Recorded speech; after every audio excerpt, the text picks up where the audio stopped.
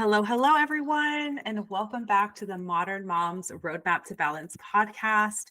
Today, my guest is Marissa Escabel, and she is a licensed marriage and family therapist in California and the creator of the Codependency podcast, a show created to help young women stop playing small and start taking up space. She's also a coach to fellow clinicians and a new mother of a baby boy that was just born in February. Thank you so much for joining us, Marissa.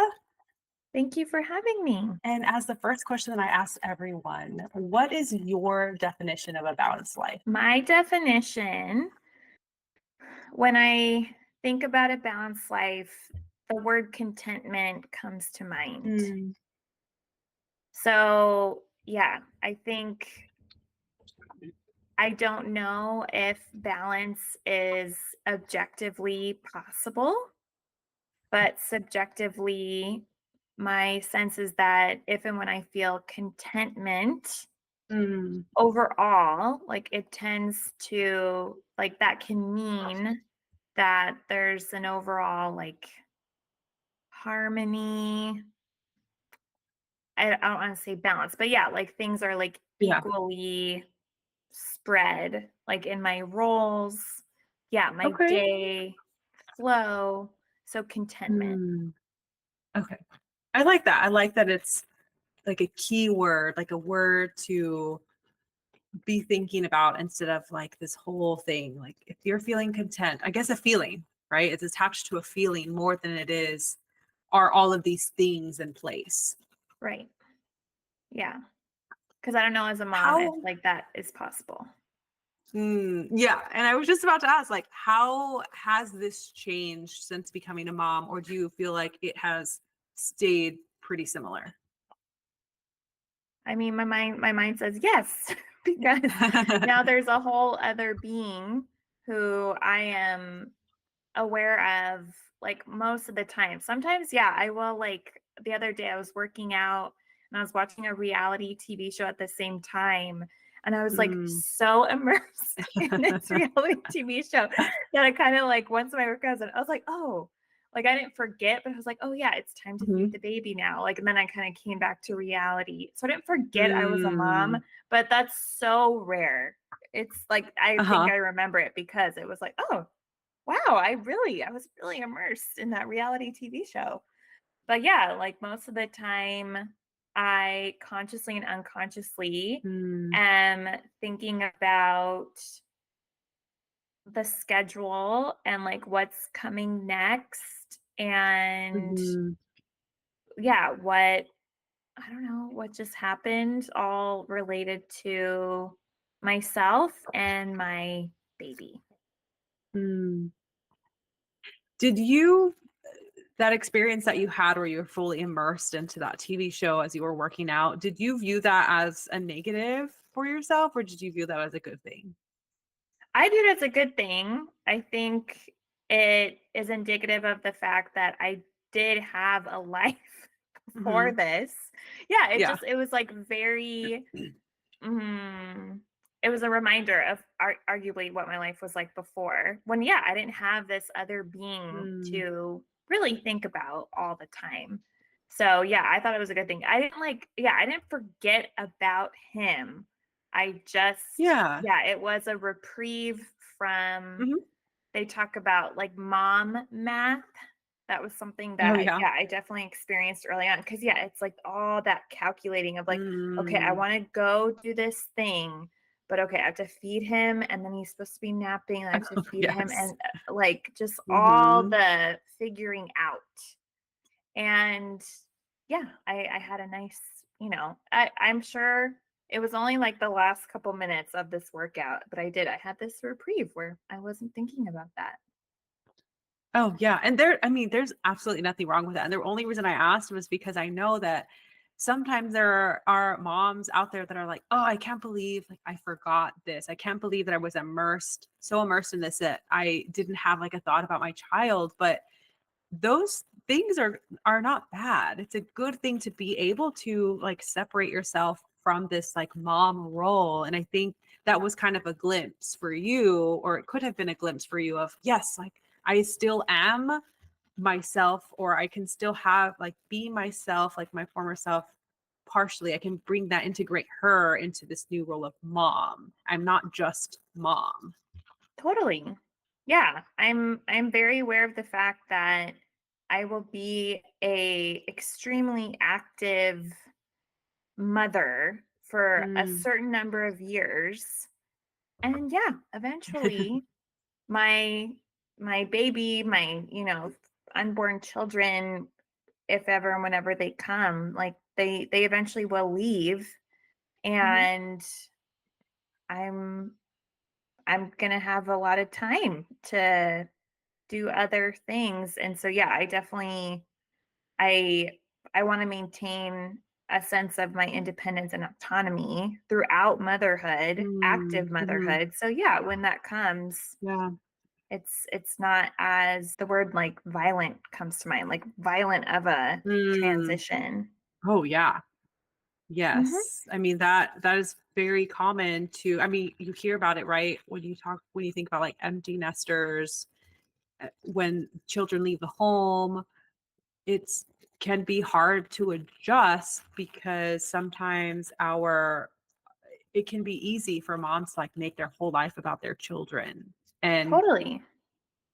either consciously or unconsciously like make that decision. Sometimes people like actively make the decision like, no, this is what I'm going to do, this is what I'm here for, like they feel that is their purpose. But then there's other moms who kind of fall in there, like they really can't describe, like, I don't really know how I became this stay-at-home mom, or this mom who was like fully engrossed in my children, but somewhere along the way got lost, and that transition can be hard when the children leave the home. Totally. Yeah. And I know we're going to talk about codependency in more Hmm. detail, but I know of a mom who I'm pretty sure she might have been from like the Midwest, but let's say they were from the East Coast. And she moved her and her husband to the college town where her daughter was attending school, Hmm. right? Because she Okay. wasn't Yeah. able to, cut the cord Yes. basically. And then yeah, I've had patients who really were pseudo husbands or wives to their Hmm. parent, depending on like which parent. It was usually the opposite sex. And yeah, they just like became, they were a baby, they were a child, they were an Mm. adolescent, they were an adult child, but they really were almost like a partner to the parent, just not able Yeah. to move on to the next Uh-huh. phase. Yes. It's so interesting that you brought that up, because I went to the college that I went to. There was this huge, I went to Baylor University in Waco. And so a lot of people know Waco because of the Magnolia, the Fixer Upper people. I Chip and Joanna. I'm like, why? They're very famous, and I can't. Their names were losing me. I was losing their names. Mm. And many people are familiar with that, but there was a lot. I knew of many people whose parents bought a house there so that they could be with their kids while they were at college, like be around. And that completely blew my mind. That was definitely Mhm. not my experience. My parents did not follow me, but it was a I had thought about it like, that's interesting to follow your children to their college town and like be there with them, and what that means for those people. Yeah. Hmm. And Mhm. this is a really good segue into codependency, because that is your specialty, right? Like you Mhm. work with young adult women and women to break free from codependency. How would you describe it? I would say more wrangle, because Okay. you just tame it, you just wrangle it in, because it is this beast Mm, that can just yeah. pervade all relationships. And so I think that becoming more conscious of it, becoming more aware, I think aspects of relationships are inherently codependent. Which, yeah, I mean, sometimes Hmm. if we're thinking about the spectrum or continuum of relationship, right? There's independence on one side, there's codependence on the other, and there's interdependence in the middle. And I think depending on the relationship, the situation, we can land anywhere on it. But just Mhm. being more mindful and aware, we're not, codependency isn't our only option, which I think for a lot of codependents, that's like, what is this interdependence? Like, Uh-huh. yeah, there's just no Yeah. concept. Yeah. Can you give your definition or a definition of codependency? Because I know in my own work that many people can get confused by what codependency means. And they usually question like, well, shouldn't I be able to depend on people? But that's not necessarily what codependency is. No, yeah. So my definition is codependency is a way of being where one puts the thoughts, feelings, and needs of another Mm, above their own in an unconscious attempt to fulfill their own thoughts, feelings, and needs. mm, So, for example, with a parent, since we're talking about parenting, if I am a mother and yeah, let's say that I really love group exercise classes. I did it, yeah, throughout okay. college, throughout my young adulthood. I have kids, and yeah, all of a sudden it's karate, it's gymnastics, Hmm. it's science club, and like yeah, there's a part of me that's like, oh, like I really like love those like group exercise classes. This is like a need. I need physical Mm, movement. I need to be in a group of people, mostly women. mhm, I need time by myself. And but oh, these kids, they just love these extracurricular activities. Okay, so let me prioritize their activities over my group exercise for years and years and years, but then mhm, hope that like through this sacrifice, they'll be appreciative. They mm, will, they'll have this need met that their mom is present. yeah. And yeah, like that I was at every game. And yeah, so I'm hoping that I eventually will be fulfilled through their needs being met. But Mhm, most often, there's resentment that builds with that.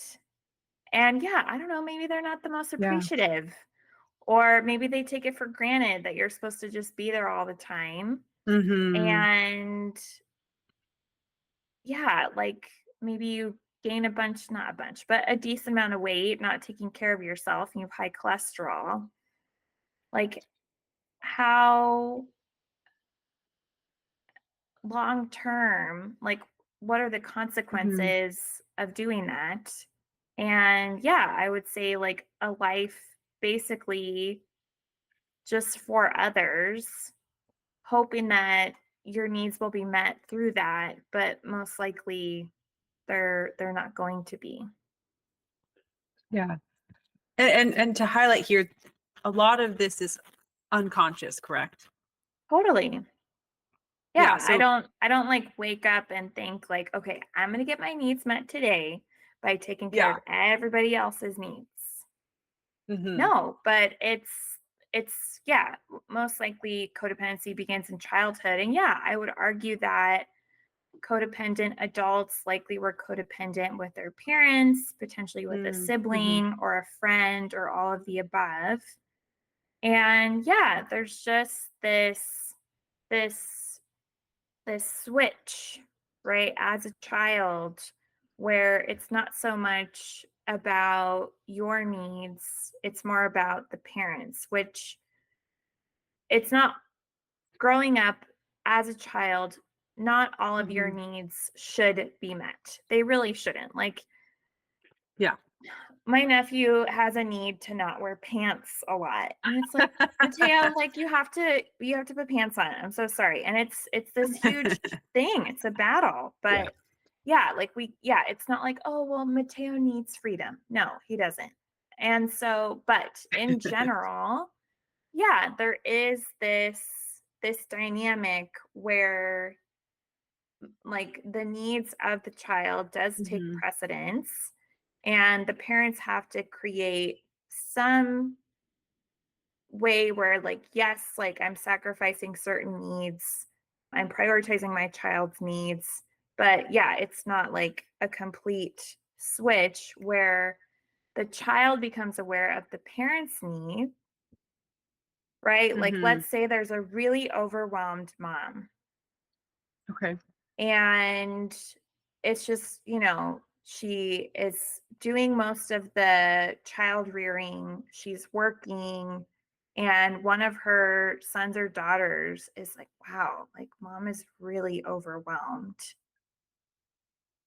Okay, I'm going to fulfill her need for order in this house by doing my chores and more, Mm. right? Or mom's really overwhelmed. She has a need for like reprieve or a break. So I'm going to follow the rules Yeah. and not cause or add any burden to her, yeah, what she's carrying. And then that, like, that dynamic in a relationship, Hmm. right? Then it starts to pervade. And then, yeah, we really try and like not burden everybody. Hmm. And we really try to create order in all environments. Yeah. Mhm. And again, these are usually unconscious. At the beginning, they might be like conscious, like making the conscious decision. And then, because I'm thinking about that, the example that you used with the mom who it was like really into exercise classes. And then as you know, she started bussing her children around or collar pulling her children around, she didn't have time anymore for those classes. So she didn't go, was no longer getting that need met. And these things usually start off small, correct? Like it's more of, in this example, like you miss one class because you were just so busy. But then one class turned into like, then you miss a week of classes. Mhm. And then you miss like the month. And then you're like, oh, I'm not going anyway. I do not have time. And then you don't go at all. And then Right. it was just like, oh, I don't have time. It's not always connected to, oh, well, I'm having to do all of these things for my children and I'm not going to go anymore because I care about them and I'd rather do this. It's more of like these slow things that we're Right. not always like noticing or conscious to that are happening for us.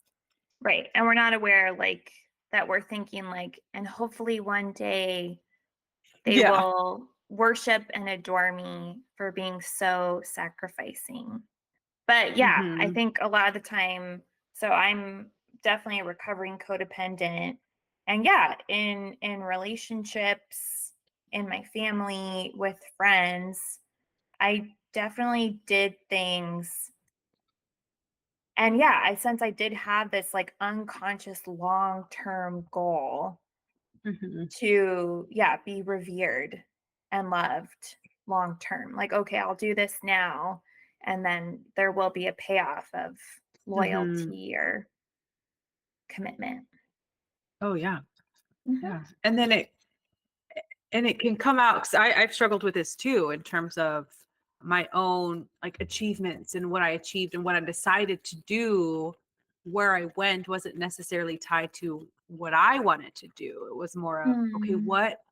how is this going to maybe make my parents proud? Or how is this? And again, like I wasn't thinking this like very consciously in the moment, but I was learning like, oh, okay, I get this praise when I make my parents proud, so I'm gonna choose here. Or like I'm not gonna go to this college because this one has a better name and those types of things. And Mhm. so this resentment piece of I did all of this and I'm not appreciated. This resentment can like being able to point it out can come later. Mm-hmm. Not that you're Definitely. thinking in that moment, like, ugh, why aren't they noticing all of these things I'm doing for them? It's like, oh, I have all of this resentment because I realized I didn't make this choice for myself. I made it for other Mm-hmm. people. Right. Yeah. And would you say that it's, I mean, I think it's,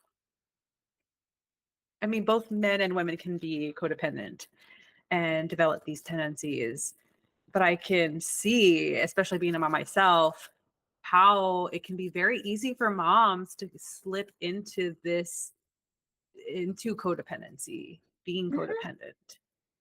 Yeah, I think culturally, societally, there's definitely more pressure on mothers.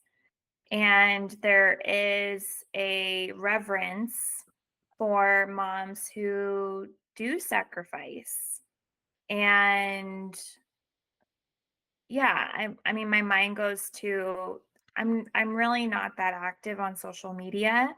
That's a Mm, conscious choice for me. And at the same time, I am aware of momfluencers who mm, are very popular because of these meals they make from scratch for their okay, children. yeah. Right? Like that's a big thing to Mm-hmm. it's like wow, like she spends so much time making these delicious, organic, nutritious, I'm trying to think of the word, but just like a Oh, pretty display. yeah. Yes. Yeah. And so as a viewer of that content, right, Mm-hmm. what is the message? And it's like, oh, well, like you'll be a really good mom too if you dedicate the same Mm-hmm. amount of time and energy to the nutrition of your baby. Yeah. And yeah, I don't know. I don't know what else that individual had planned that day, but that's a lot of time. That's a Yeah. lot of It time. really And is. so, yeah, so I think that it's hard as moms to, or it's easy to fall into prioritizing the thoughts, feelings, and needs of our children because we, yeah, honor and respect women who do that. And Mm-hmm. so I think it's an easy trap to fall in. Oh yeah. Especially to differentiating between what is this codependency that is not helpful for me versus, okay, what is my role as a mom? Mm-hmm. Because they kind of can, like, there's a fine line, right? Or there can be a fine line. Totally. Yeah, I think trying to think about my baby, right? It's like, okay, I do put his thoughts, feelings, and needs above my own. I do. And am I doing that to only fulfill, yeah, to fulfill myself? Mm, Or, yeah, is there this separation that, okay, like this is very time and space specific? yeah. I'm putting his thoughts, feelings, and needs above my own right now. And I'm also aware that his contentment, speaking of contentment, his Hmm. happiness will not eventually fulfill my own sense of contentment and happiness. They are separate. And yeah, of course, like if he is happy and content, like I hope that would give me a little bit of happiness and contentment. But I Hmm. think if we look around, like there are like a decent number of like happy or content adults. And like it doesn't necessarily mean that their parents are happy and content or vice versa. And Yeah. so, yeah, I think it's like based on this like time and space, yeah, his needs are the priority. they're definitely not going to fulfill my own as I prioritize his. And so, if and when I can work on my own needs, I will do that. What has been, or have you know, or has any of this been a struggle for you, since you did talk about how like codependency was something that you struggled with? Have you seen anything kind of like creep up in being a new mom? Yeah, thankfully not with my baby. Maybe that comes later. I think people can be Mhm. codependent with babies. But with my husband, I I noticed, and I have an episode on this. The episode is called The Absence of Needs because I laugh because we had the baby, and it wasn't like this like global universal absence of needs. Like if I was thirsty, I was like, "Can you get me a drink?" and he would get it.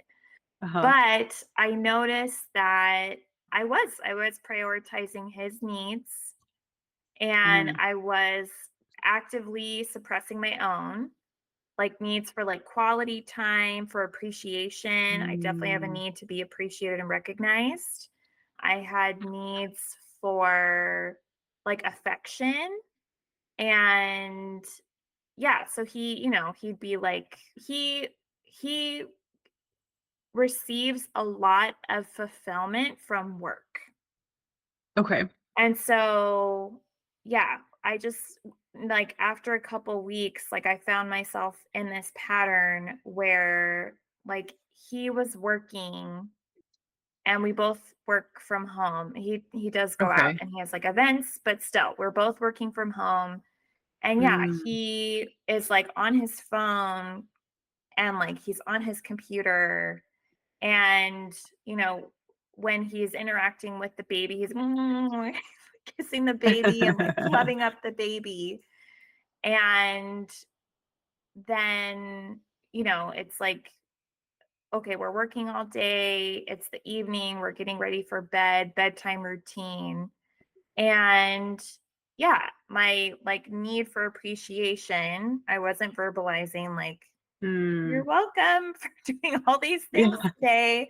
Like, yeah, taking care of the baby, Uh-huh. cooking, cleaning. I had help, but still, like, I was, helping around.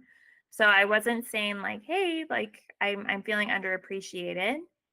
And Mm. I wasn't like tapping him on the shoulder like, "Hey, like can you put your phone down, or can you get off your computer for a little bit? We can hang Mm. out." Like, I was just like, "Nope, Marissa, like it's fine. He's working." And then yeah, he's like loving up on the Mm. baby. And I'm Yeah. like, "Where's my kiss? Hello. Where's my hug?" Yeah.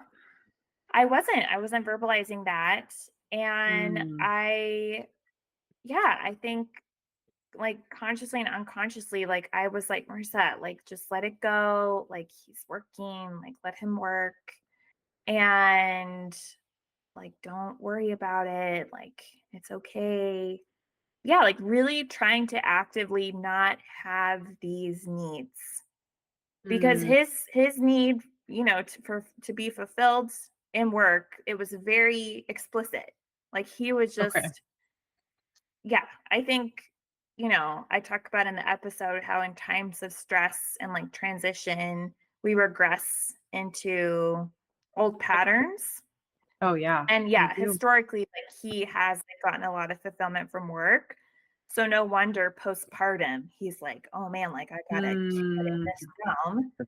And then yeah, no wonder postpartum, I'm like, "I have no needs. I have no needs." Yeah, like everything is fine. Everything's Yeah. fine. And then it all like culminated in, there was like this one afternoon I talked about in therapy. Thank God for therapy. Yeah, I was like I started to notice it.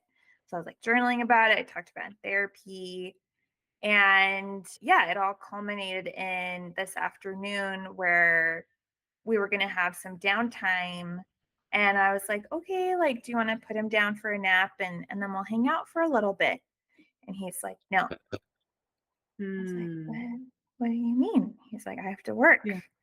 And I was like, Oh Just yeah. like Like I this. just I laugh and I talk about this on the podcast, but I burnt him to a crisp like Mm. I was a dragon or Daenerys or both of them in Game of Thrones. And it just all erupted, Mm. right? This Mm-hmm. buildup of my lack of Yeah. needs and staying quiet, I just completely word Mm. vomited and said, like, I need quality time. I need to feel appreciated. I need affection. And yeah, he was completely bewildered, like, whoa, what just happened? And thankfully, he Yeah. was very calm. And we talked about it. And thankfully, there hasn't been a buildup since. But yeah, it just like, it was like textbook, like, okay, I'm taking care of my Mm. baby.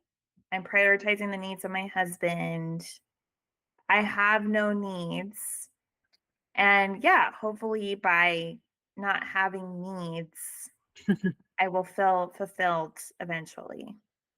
Okay. Yeah. Yeah. This Right. Which so is so like codependent. It's just, yeah, it's really mhm. like seeking this fulfillment. Yeah. Through meeting the needs of others and not having many of our own. Yeah.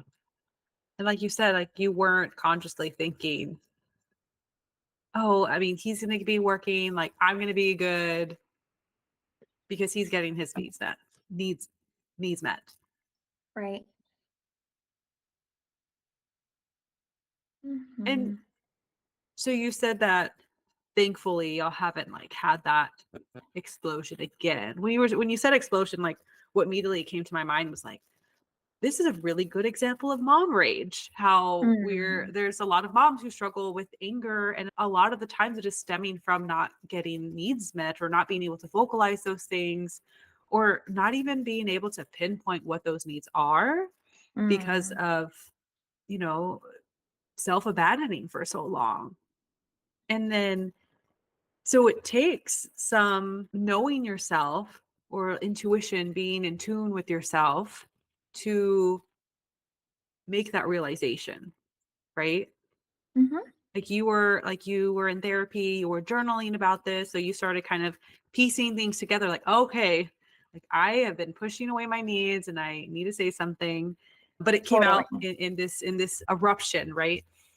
How if there's someone listening right now and they're like, "Oh, I feel like that's me, but I don't really know how, like, what it is that I'm needing. How can they start tuning into themselves? How can they start recognizing what those needs are?" Yeah, I think, well, journaling definitely helped me, and therapy definitely helped, which I Mm, switched to a perinatal therapist. I think I was like 4 or 5 months pregnant when I started working with her because I consciously wanted to have, yeah, I started working with her like last fall. I had my baby in February. And I remember when we started working together, she's like, "What are your goals?" And I was like, "I want to be mhm. connected with you. So when I have a baby, you'll already be here. Like we will have a foundation because I'm Uh-huh. preparing for the what yeah for what I really can't prepare for by having you here." Mhm.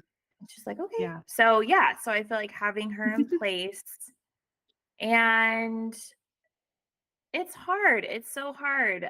I think like sleep deprivation had a lot to do with Mm, it.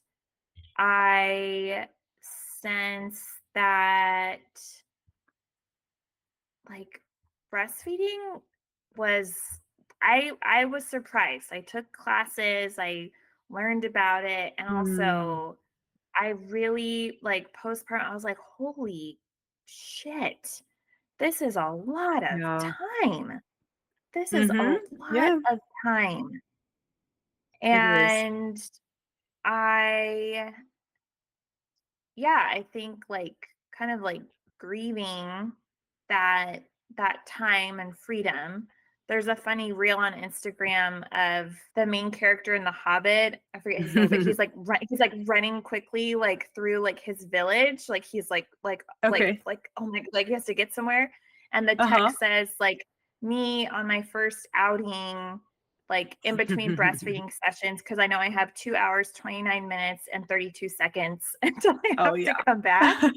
And yeah, it's so precise. At least, yeah, for me, it was. It was very precise. And so, yeah, I think going back to, I think sleep deprivation contributed.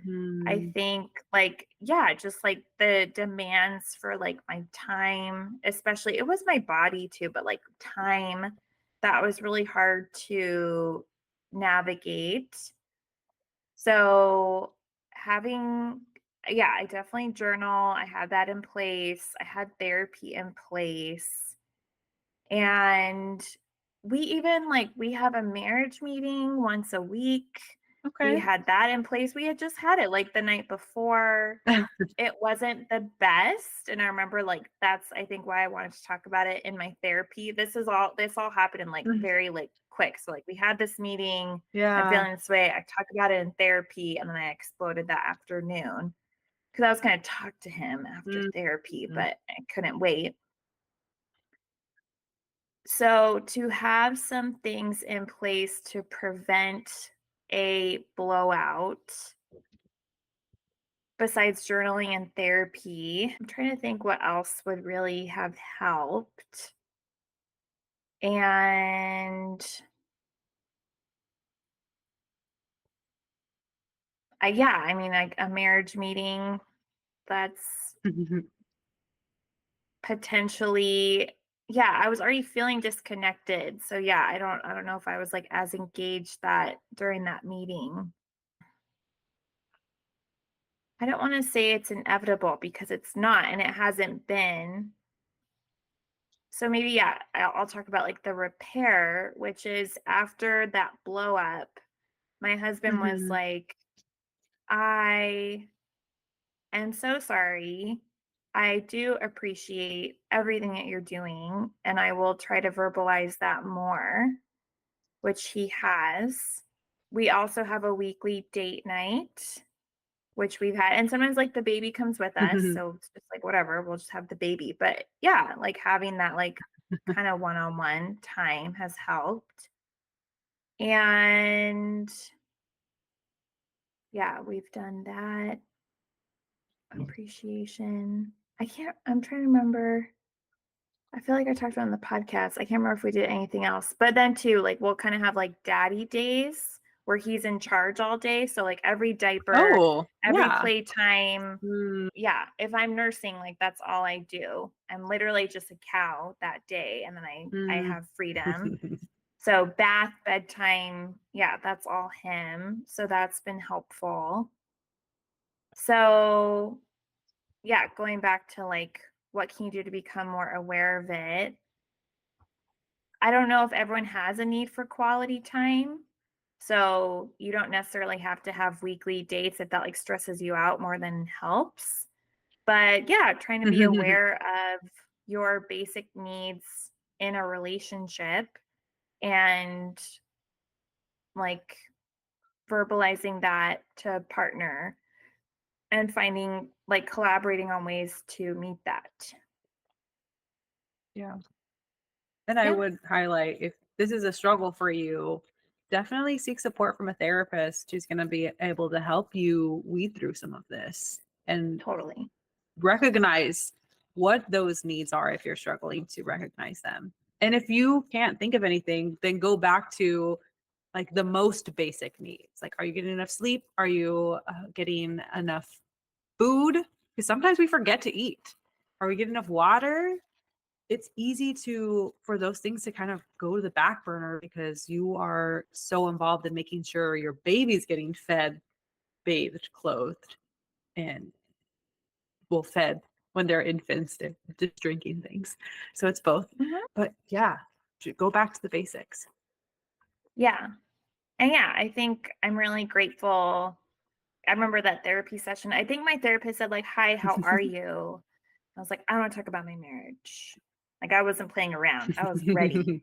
that Yeah. session. So it, yeah, it is nice to have that space to reflect. And yeah, again, I talk about this in the episode. I feel like I'm just regurgitating, but it's all relevant. I don't want to do that. Like I don't want to explode.